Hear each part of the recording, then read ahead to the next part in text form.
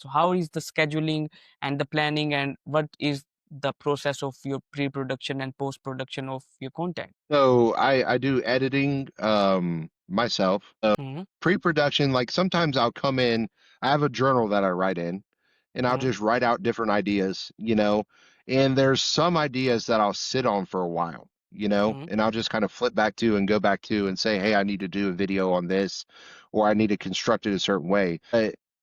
There's certain ideas that I have that are really good, and I'll sit on it for a while and I'll plan it out. But those ideas are very few and far between. Most of the time, when I'm cutting content, I literally go out to the job site and say, what do I want to talk about today? And over the course of 15 to 20 takes, I'll get what I want. My videographer, the new guy I'm working with, mhm. he works with a lot of rappers, like, Okay. a lot of music industry guys.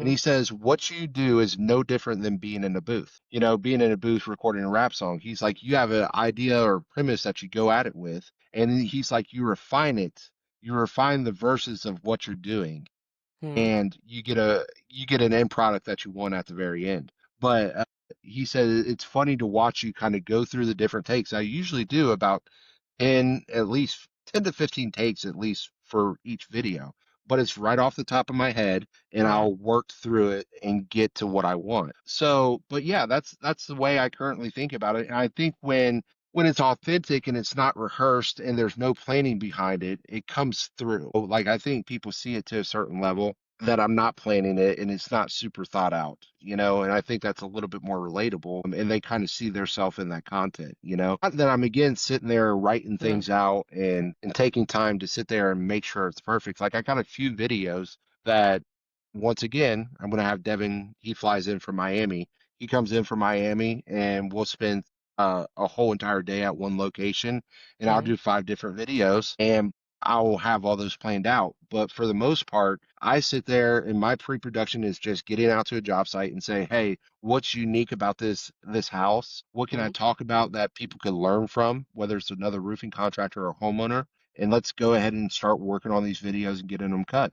Sometimes it'll be 2 to 3 videos. Sometimes Mhm. it's, 6 different videos. It's just, and, it's over the course of 2 to 3 hours, but that's what works for me. Some people like sitting there and thinking about what they're going to say. For me, it just muddies the water.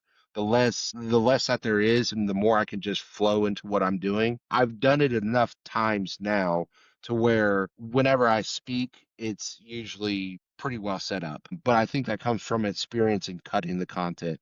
And then post production, I do all the editing myself for the most part. Mhm.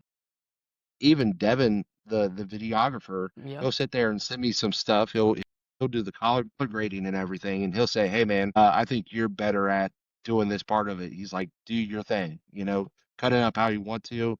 Here's the video in its entirety, and just do what you want to do with it." And yeah, so that's the most joy that I have in my job is like I love selling roofs, but I sell the roofs to produce the content afterwards. And Like when do I you like post these videos? Like all together or just one by one every single day? one by one every single day. Yeah, I don't do the whole scheduling my content out for 3 weeks. I wish I could get onto something like that, but for me, it's something about doing it in the moment, doing it in the moment, having it coming from me. I just think it comes out a different way.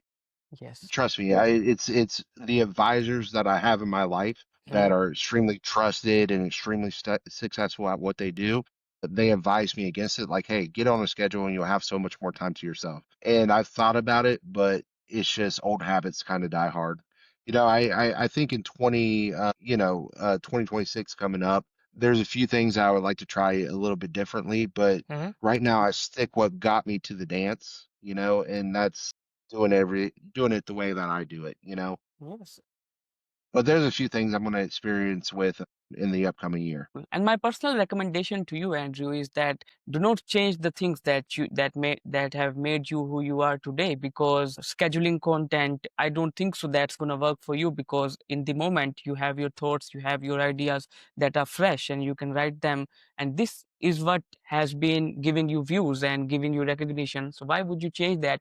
I think you should multiply on that